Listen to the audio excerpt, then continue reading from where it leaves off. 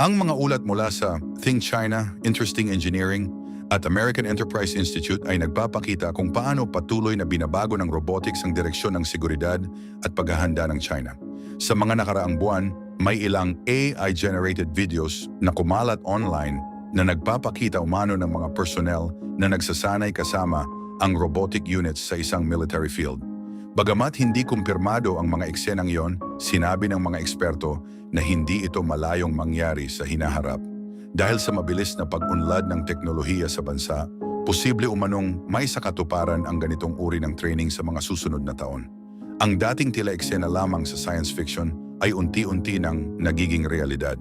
Inilunsad ng mga engineer ang tinatawag na robotic wolf units na kayang gumalaw ng mabilis at magkakasama. Ang mga makinang ito ay idinisenyo upang makatawid sa mabatong lugar, matatarik na bahagi at masisikip na espasyo.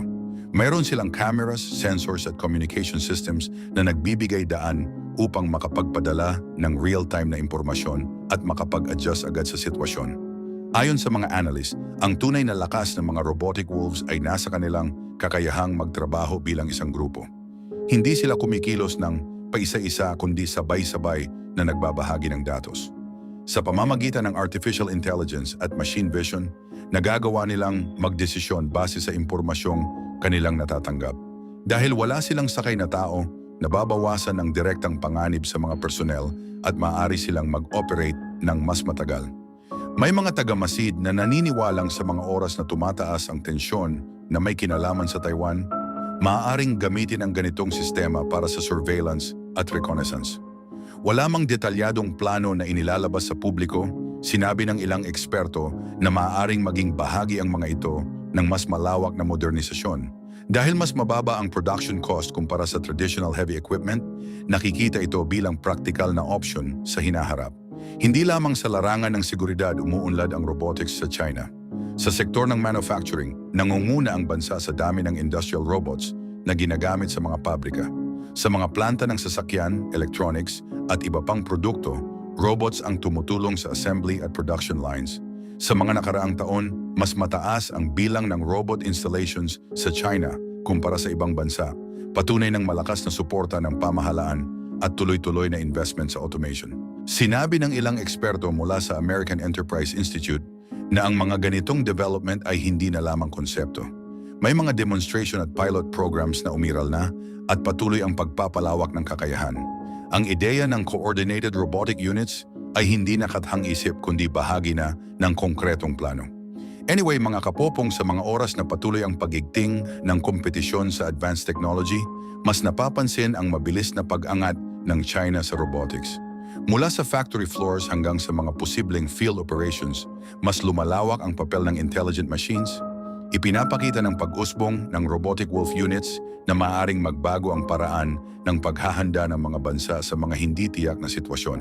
Sa hinaharap, maaaring makita ang mas malapit na ugnayan ng tao at makina sa iba't ibang larangan ng lipunan. Pero ang malaking tanong, mga kapupong, isa ba ito sa dapat katakutan ng Pilipinas in the future? Makakasabay ba ang Pilipinas kung gagamitin ito ng China sa ating... Ano sa tingin nyo? Well, okay lang ba na i-comment nyo ang inyong sagot sa comment section? Pinalawak ng National Bureau of Investigation ang kanilang operasyon upang matunton si Charlie Atong-ang, kasunod ng mga bagong impormasyon na nagsasabing maaari pa rin siyang nasa loob ng bansa. Ayon sa mga opisyal, mas pinaigting na ang paghahanap sa iba't ibang lugar sa Visayas at Mindanao upang maihatid ang mga court order laban sa kanya. Patuloy ang koordinasyon ng National Bureau of Investigation sa iba pang law enforcement agencies upang mas mapabilis ang proseso ng pagtunton. Sinabi ng mga investigador na may mga bagong leads silang sinusundan at may mga impormasyon ding pumapasok sa kanilang mga opisyal na hotline. Gayunman, hindi nila maaaring ibunyag ang eksaktong detalye ng operasyon upang hindi maapektuhan ang kanilang hakbang. Sa mga oras na nagsasagawa ng sunod-sunod na operasyon, kabilang na ang pagpunta sa 2 tirahan na nakapangalan sa mga anak ni Ang sa isang pribadong subdivision sa Makati City, hindi pa rin siya natatagpuan.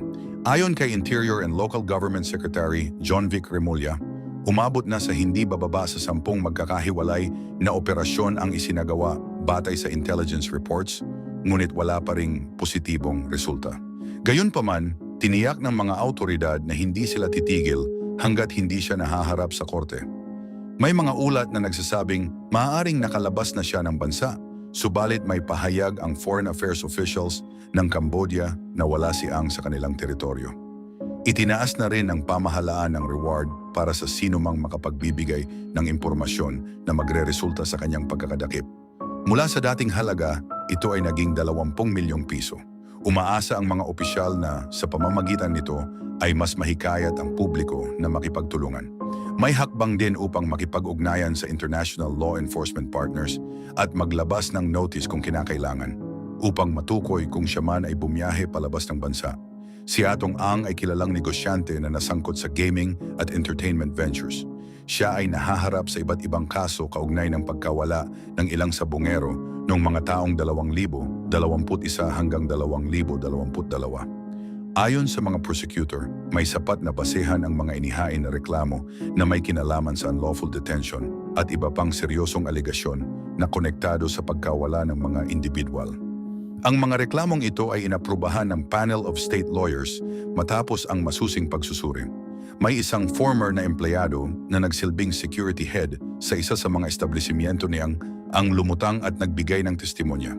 Sinabi ng nasabing whistleblower na may mahalagang papel umano si Ang sa mga pangyayaring may kaugnayan sa pagkawala ng mga sabungero. Gayunpaman, mariing itinanggi ito ni Ang at iginiit na wala siyang kinalaman sa mga paratang.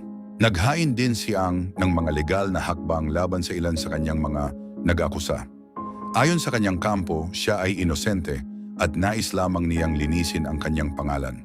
Sa kabila nito, nananatiling epektibo ang mga court order mula sa iba't ibang jurisdiksyon na nag-uutos sa kanya na humarap at sagutin ang mga isyu. Nagpaalala rin ang Philippine National Police sa publiko na iwasan ang pagbibigay ng tulong sa sinumang umiiwas sa proseso ng batas. Sinabi ng mga opisyal na ang sinumang mapatunayang tumutulong upang maitago ang isang individual na may kinahaharap na kaso ay maaaring maharap din sa kaukulang pananagutan. Anyway, mga kapupong, sa pagpapatuloy ng malawakang paghahanap, nananatiling determinado ang National Bureau of Investigation at iba pang ahensya na maresolba ang usaping ito. Patuloy nilang sinusuri ang bawat impormasyong pumapasok at nakikipag-ugnayan sa mga komunidad sa Visayas at Mindanao. Layunin ng mga awtoridad na sa tamang panahon ay maiharap sa korte ang mga isyong ito upang magkaroon ng malinaw na proseso at makamit ang hustisya sa ilalim ng batas. Anyway, mga kapupong, bago natin simulan ang video na ito meron muna akong tanong sa inyo ha. Halimbawa o for example nakita mong si Atong Ang pala ay nagtatago sa bahay ng inyong kapitbahay. Magagawa mo ba na isumbong sa mga otoridad o sa mga pulis ang kinaroroonan ni Atong Ang? At upang makuha mo rin ang 20 milyong piso na reward sa kanyang pagkakadakip? Which is, tandaan nyo ha, may turo mo lang ang kinaroroonan ni Atong Ang Milyonaryo ka na agad. Well, magagawa mo bang magsumbong sa mga pulisya para sa 20 milyong piso? Okay lang ba na i-comment nyo muna ang inyong sagot sa comment section? Actually, ang reality kasi mga kapopong maraming mga bigating kaibigan rin itong si Atong Ang. Yes mga kapopong, ang tinutukoy ko na nga dito ilang mga politiko, businessman at ilang mga otoridad na kadikit nitong si Atong Ang. Which is, alam nyo naman siguro, na isiksik lang nila itong si Atong Ang sa mga kotse o mga delivery van o mga peking ambulansya Kayang-kaya na nitong maitakas o makapunta o madala kung saan-saan man dito sa Pilipinas. Which is ang pinakaposibleng mangyari kasi ngayon upang mahuli itong si Atong Ang mismong mga bodyguard nito ang bumaligtad sa kanya at sila mismo ang magturo ng lokasyon ng amo nilang si Atong Ang. Anyway, ito pa yung iba pang balita. Patuloy ang pinaigting na aksyon ng mga pambansang autoridad upang mahanap ang negosyanteng si Atong Ang na nais iharap sa korte kaugnay ng isang mataas na profile na kaso na may kinalaman sa pagkawala ng ilang sabungero. Ayon sa Department of Justice, naniniwala silang nasa loob pa rin siya ng Pilipinas dahil wala umanong immigration record na nagpapakita na siya ay umalis sa bansa sa pamamagitan ng opisyal na paraan. Ilang ulit na itong sinabi ng mga opisyal ng DOJ upang linawin ang mga haka-haka tungkol sa kanyang posibleng pag-alis. Pero ang tanong, mga kapupong papaano kung sa hindi legal na paraan umalis ng Pilipinas itong si Atong Ang? Tulad ng paggamit ng backdoor dyan sa Mindanao papunta sa Malaysia? Well, possible, di ba? Anyway, matapos maglabas ng arrest warrants ang iba't ibang korte laban kay Ang at sa kanyang mga kasamahan, agad na kumilos ang mga alagad ng batas upang hanapin at arestuhin ang mga akusado. Lahat ng 17 na nadawit sa kaso ay nasa kustodiya na ng mga autoridad. Si Ang na lamang ang hindi pa natutunton sa kasalukuyan, iginiit ng DOJ na walang basehan ang mga ulat na siya ay nakalabas na ng bansa dahil walang opisyal na tala na magpapatunay nito. Well, mga kapopong, sinabi ng National Bureau of Investigation na halos araw-araw ay may natatanggap silang bagong impormasyon tungkol sa posibleng lokasyon ni Ang. Ang mga ulat na ito ay nagmumula sa iba't ibang source, kabilang ang mga tip mula sa publiko. Bawat impormasyon ay masusing sinusuri upang matiyak ang kredibilidad bago ito aksyonan sa field operations. Nakikipag-ugnayan din ang National Bureau of Investigation sa ilang miyembro ng pamilya ni Ang bilang bahagi ng kanilang patuloy na investigasyon. Sa mga oras na dumarami ang lumalabas na impormasyon, mas lalo namang pinatitibay ng mga autoridad ang kanilang koordinasyon. Sinabi ng mga opisyal na bawat lead ay binibigyan ng sapat na pansin at hindi basta-basta isinasantabi. Layunin ng mga ahensya na masigurong mahanap si Ang at maiharap sa tamang proseso ng batas. Nag-alok din ang pamahalaan ng pabuya para sa sinumang makapagbibigay ng impormasyon na magre-resulta sa kanyang pagkakaaresto. Ayon sa mga opisyal, makatutulong ang insentibong ito upang mahikayat ang publiko na magbahagi ng mahalagang detalye na maaring makatulong sa kaso. May mga ulat din na kumakalat sa social media na nagsasabing maaring nasa ibang bansa na si Ang. Gayunman, muling sinabi ng DOJ na wala silang nakikitang ebidensya na sumusuporta sa mga pahayag na ito. Patuloy din ang pakikipag-ugnayan sa ibang ahensya upang masiguro ang tama at beripikadong impormasyon. Anyway, mga kapupong, ipinapakita ng mga pangyayaring ito ang tuloy-tuloy na aksyon ng pamahalaan upang maresolba ang usapin. Habang hindi pa natatagpuan si Ang, nananatiling open ang mga linya ng komunikasyon para sa sino mang may nalalaman. May bagong impormasyon na natanggap ang mga autoridad na nagpapakita na ang negosyanteng si Charlie Atong Ang ay posibleng nasa loob pa rin ng Pilipinas. Ayon sa mga opisyal ng law enforcement, walang kumpirmadong record ng paglabas niya ng bansa sa mga regular na travel checkpoint, kaya mas tumitibay ang paniniwala na narito pa siya sa loob ng teritoryo. Dahil dito, mas pinaigting ang operasyon upang siya ay matagpuan at maiharap sa korte. Nagbigay ng babala ang National Bureau of Investigation laban sa mga taong maaaring magpakalat ng maling impormasyon o sadyang manggulo sa isinasagawang operasyon. Sinabi ng ahensya na ang pagpapakalat ng maling detalye ay nagdudulot ng pagkaantala at pag-aaksaya ng oras at resources. Tiniyak din ng National Bureau of Investigation na bawat tip na kanilang natatanggap ay maingat na sinusuri at biniberipika upang matiyak ang katotohanan. Upang mas mapalakas ang kampanya, itinaas ng pamahalaan ang pabuya mula 10 milyong piso tungo sa 20 milyong piso para sa sinumang makapagbibigay ng kapaki-pakinabang at mapagkakatiwalaang impormasyon na magtuturo sa kinaroroonan ni Ang. Yes, mga kapopong, maituro mo lang kung nasa ng lugar kung saan nagtatago itong si Atong Ang ay magiging instant milyonaryo ka na. Anyway, ang insentibong ito ay sinuportahan ng Department of the Interior and Local Government, katuwang ang Philippine National Police. Umaasa ang mga opisyal na mas mahihikayat ang publiko na makiisa at magbahagi ng impormasyon sa pamamagitan ng mas mataas na pabuya.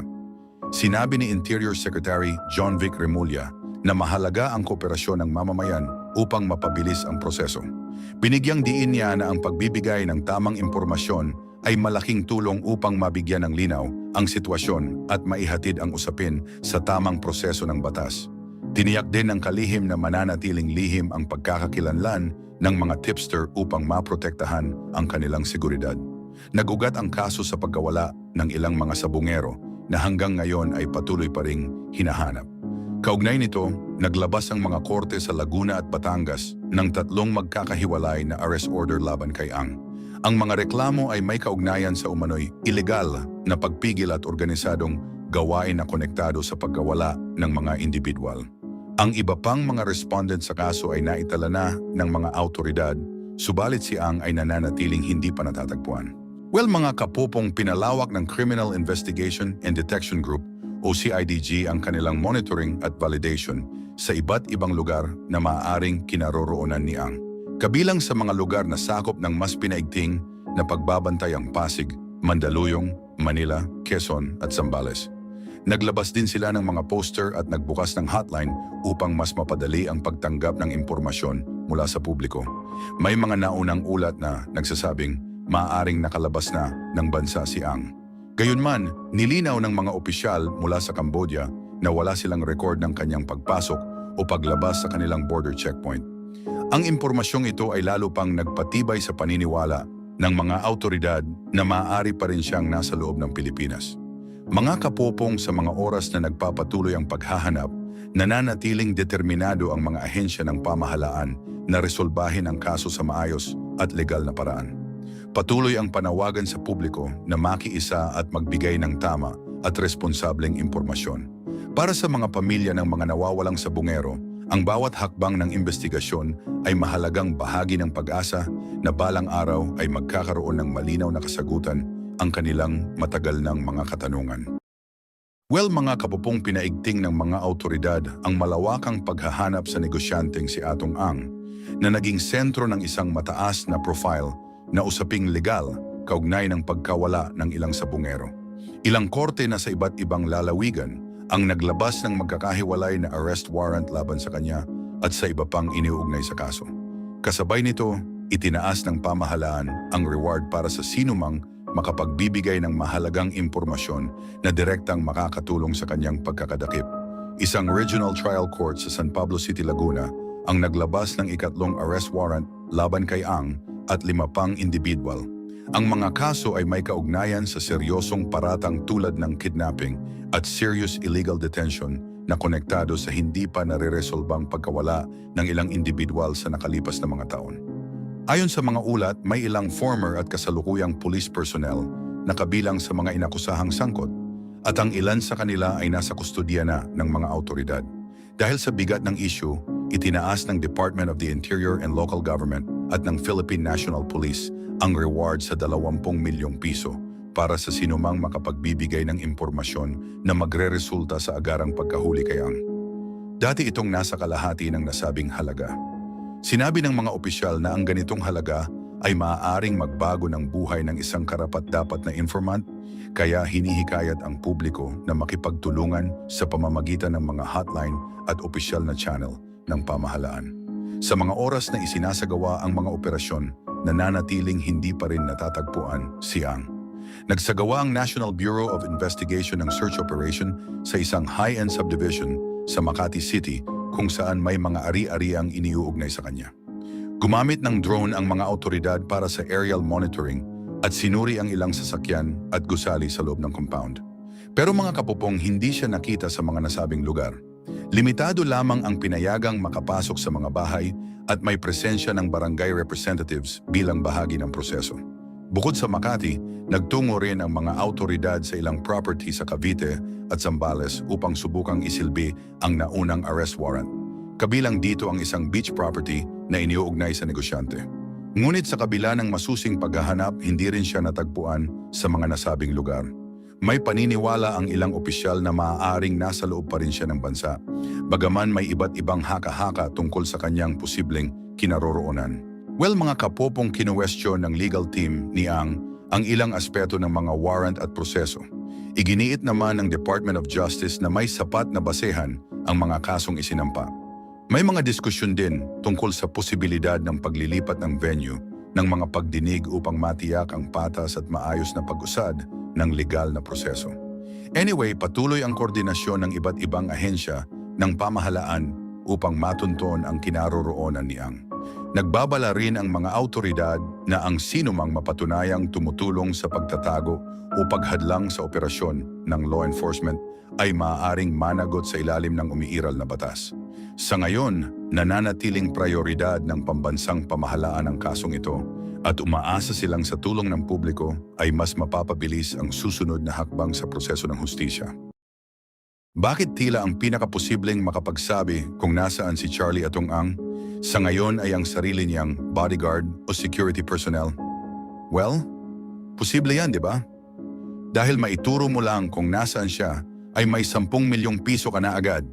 At paano kung si Atong Ang ay nasa loob lamang ng isa sa kanyang mga bahay, gumagamit ng mga lihim na daanan o nakatagong silid upang hindi mapansin? Ang mga tanong na ito ang unang lumitaw sa isipan ng publiko sa mga oras na muling naging sentro ng malawakang usapan ang pangalan ng negosyante, kasabay ng patuloy na paghahanap ng mga autoridad matapos mailabas ang isang court order para sa kanyang kustudiya. Sa gitna ng mga espekulasyon, iginiit ng mga opisyal ng Criminal Investigation and Detection Group ng pambansang pulisya na patuloy ang kanilang mga aksyon upang matunton si Ang. Ayon sa kanila, may mga palatandaan na nagpapakita na alam ni Ang ang nalalapit na paglabas ng warrant bago pa ito opisyal na ipatupad. Sinabi ng mga opisyal na ang kaalamang ito ay maaaring nagbigay sa kanya ng sapat na oras upang maghanda at magplano kung paano iiwas sa mga autoridad. Posibleng ginamit niya ang kanyang mga koneksyon at kaalaman sa mga ari-arian upang maging masalimuot ang paghahanap. Sinubukan ng mga pulis na ihatid ang court order sa ilang property na iniuugnay kay Ang, kabilang ang isang bahay sa Pasig City at isang beach house sa Zambales. Sa parehong pagkakataon, hindi nila siya nadatnan. Sinabi ng mga autoridad na maayos ang seguridad ng mga lugar, ngunit walang malinaw na senyales kung nasaan siya. Sa kabila ng mga haka-haka, paulit-ulit na nilinaw ng pulisya na wala silang kumpirmadong impormasyon na umalis na ng bansa si Ang. Patuloy namang nananawagan ang mga leader ng law enforcement na kusang lumantad si Ang at makipagtulungan sa legal na proseso. Binigyang diin nila na ang mapayapang pagsunod ay makatutulong upang mas mabilis na maresolba ang usapin at maiwasan ang karagdagang komplikasyon. Ayon sa kanila, ang bawat aksyon ng mga autoridad ay nakabatay sa utos ng korte at hindi sa pressure ng publiko o opinyon sa social media. Lalong umigting ang interes ng publiko matapos magsalita si Julie Dondon Patidongan, isang mahalagang testigo sa kaso ng pagkawala ng ilang sabongero. Sinabi ni Patidongan na maaring may tulong na natatanggap siyang mula sa mga dayuhan, na posibleng dahilan kung bakit nananatili siyang hindi nakikita. Iminungkahi rin niya na maaring nagtatago si Ang sa mga liblib na lugar o sa loob ng mga pribadong ari-ariang may limitadong access.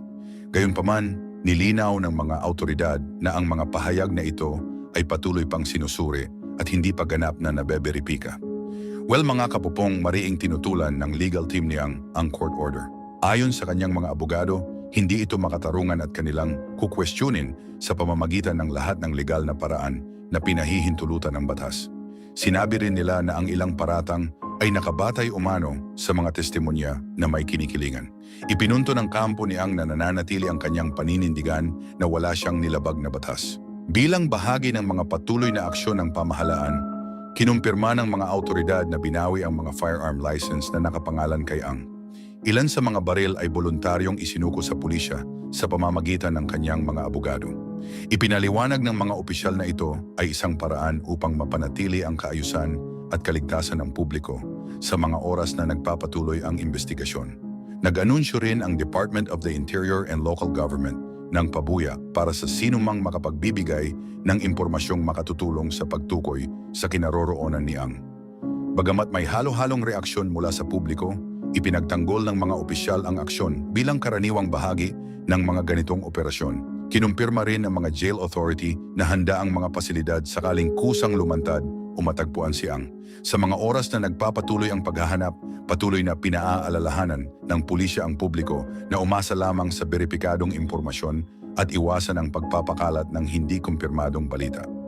Ayon sa mga investigador, ang kanilang layunin ay pananagutan, tamang proseso at pagbibigay linaw sa isang usaping patuloy na kinukonsidera ng buong bansa. Paano kung sa laki ng yaman ni Atong Ang, nagawa niyang umalis ng bansa gamit ang isang submarine? O paano kung gumamit siya ng private airplane o helicopter para makalabas ng hindi napapansin?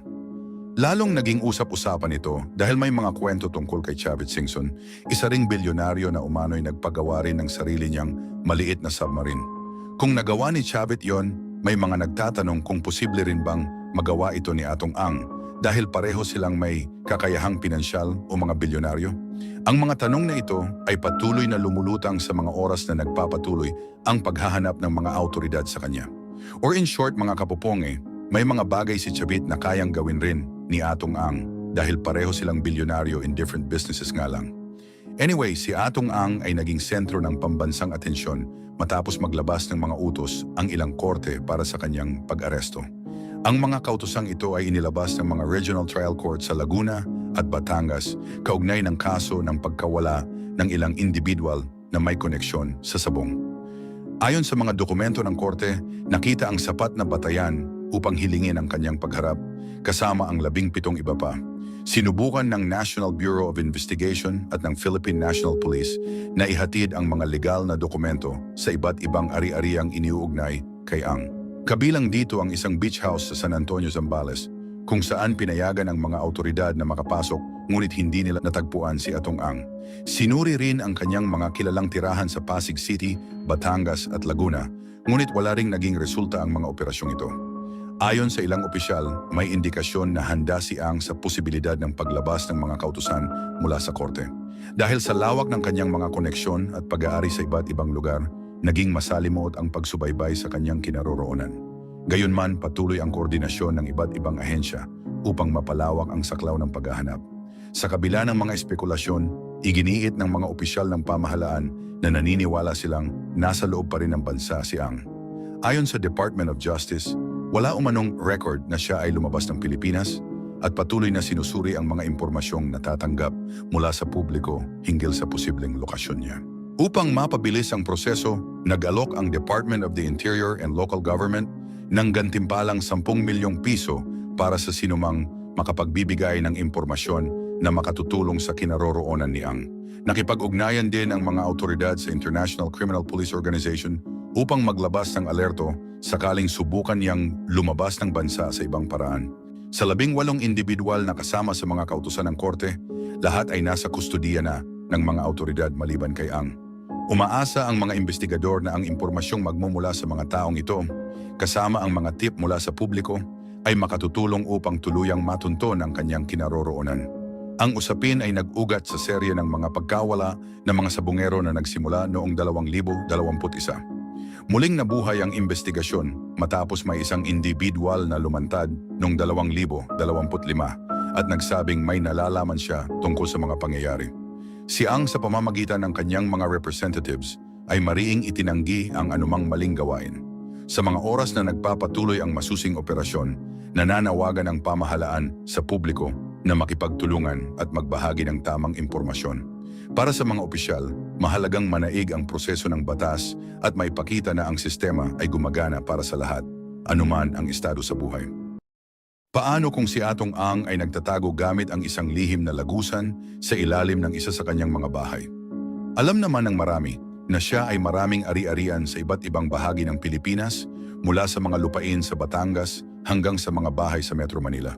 Posible kaya na ang mga lihim na lugar na ito ang dahilan kung bakit hindi pa rin siya natatagpuan? O tahimik na ba siyang nakalabas ng bansa sa mga oras na mas pinaiigting ang paghahanap sa kanya?